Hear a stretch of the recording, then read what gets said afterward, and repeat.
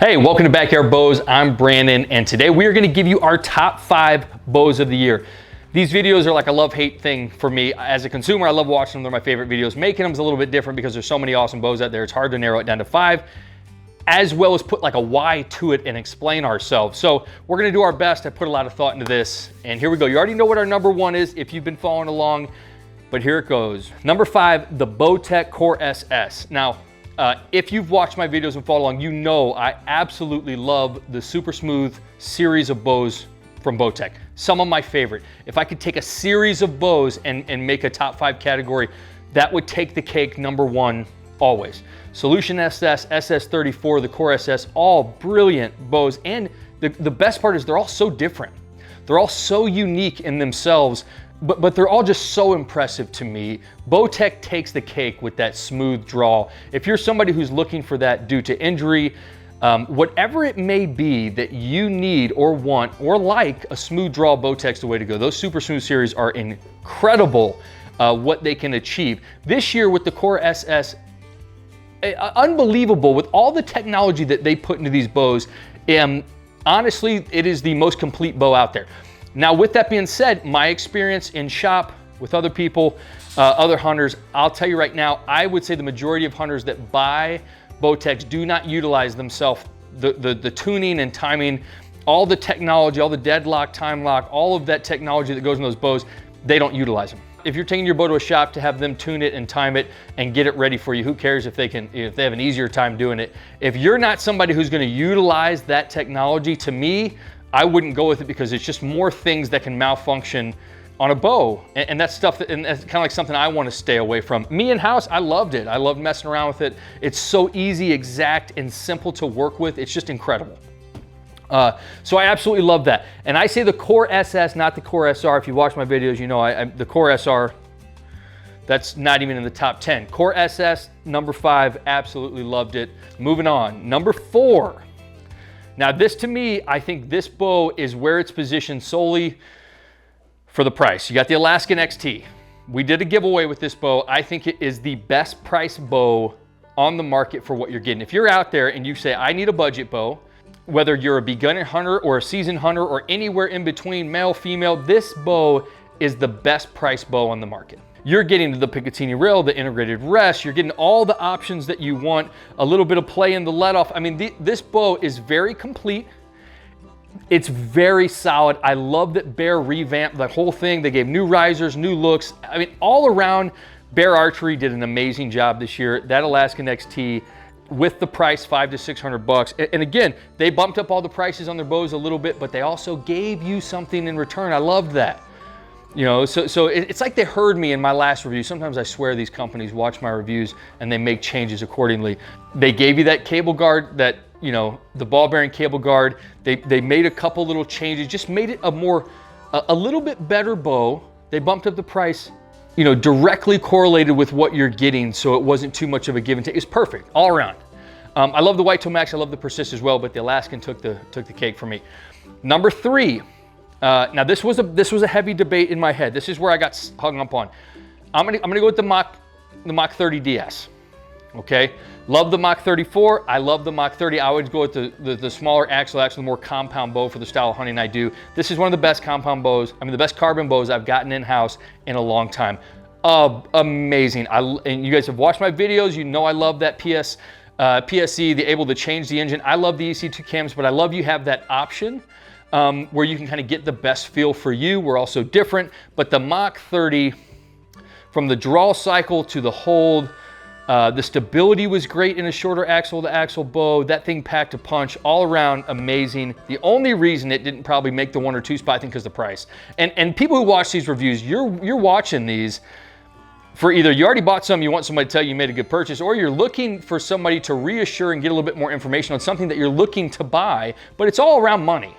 You know, so for $1,700 to $2,000, man, that's real tough to take the cake. I know I gave the RX-7 the bow of the year a couple years back. Last year we gave it to the Prime Revex, but this year I just thought, man, I think the number 3 spot fits the PSE Mach 30 perfectly. Great bow by PSE, absolutely loved it. Wish I could put it in the field, but I had to let it go just to get a little bit more money in to get some more bows. It's hard for me to hold on to a bow that expensive. Number 2, the Prime RVX. Okay, I got to put it in the field. I shot a really nice buck. It's like, you know, a little over 20 yards. Hart shot him. I think he went another 20 yards. I mean, just Prime to me, okay? And I said it a long time ago, it's an acquired taste. The center grip, the feel of the bow, I think it is, if not the best platform in the archery community. I think, especially for bow hunting, especially for treetop bow hunting, okay? Aerial bow hunting, small platform, the downward angle, having most of that bow underneath you, that has grown on me more and more. I absolutely love Prime and what they're doing. And I know they kind of took a step back. You know, they took out all the complexities out of their bows. They stuck with the things that I think worked really well. And Prime, to me, I feel like if Prime advertised a little bit better, marketed a little bit better, Prime bows are some of the best bows out there. I mean, just absolutely fantastic. Once people pick them up, once you get a little bit comfortable with them, shoot them, you will realize the benefits of the structure of the bow. The RVX, the RevX, even back to the inline, I've just loved the progression of what they're doing. I can't wait to see what they have next.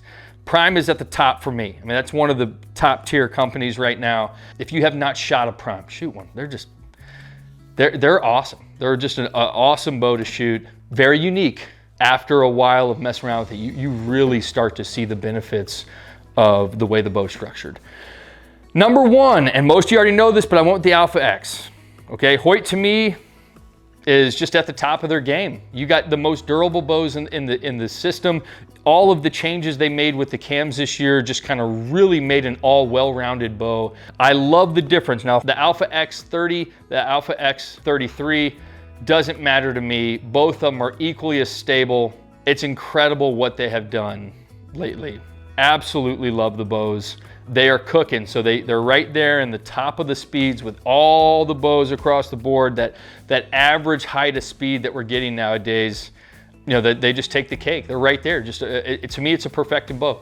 Let's talk about the lift. People are like, why is the lift not in there? Well, I mean, I said it during the Phase 4, and I guess some of you weren't listening.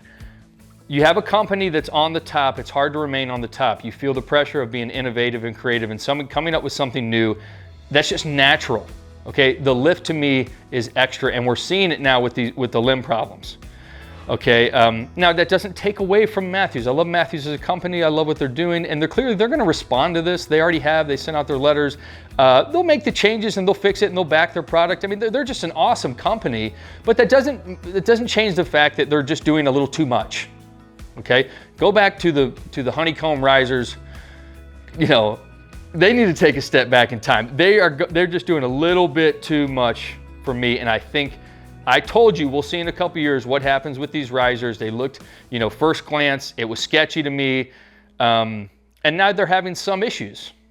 Okay, so again, I wouldn't be surprised still if we see this 8 limb phased out. That's just my opinion on it, especially after the complications that they're having right now. It doesn't matter if it's warranted or not. Lifetime warranty, changeable. I would never take a lift into the field. You have moments in a hunting season. If you're a hunter, you know you have moments. You don't want anything to go wrong. If you know there's a possibility of error in a product, especially in the limbs, limb pockets, where all your energy is stored, nobody puts enough emphasis on that part of the bow. You know, when Bowtech had their limb problems, I wasn't touching them. You know, it's like you can't have limb problems and me feel comfortable. So we'll see what they come out with next, which you know they will. They'll go back to the drawing board. And I love the lift. I enjoyed it out here. I thought it shot really well, but it's just extra. Give me my 4 limbs on my Alpha X. I don't care. You know, the lift to me just does nothing for me. And now that it's having complications, it doesn't even make my top 5. A couple bows. Let's talk about some runner-ups. I think this is important. Persist. Awesome bow. Great flagship bow by Bear. They're always underrated. I love just talking about them because I think not enough people give them credit. Okay, all the X-Lite bows. The reason they didn't make my top 5 is because I'm still sold on like the X-Lite 31, 33. Those ones I thought felt better than the 29 and the 35, which were for this year.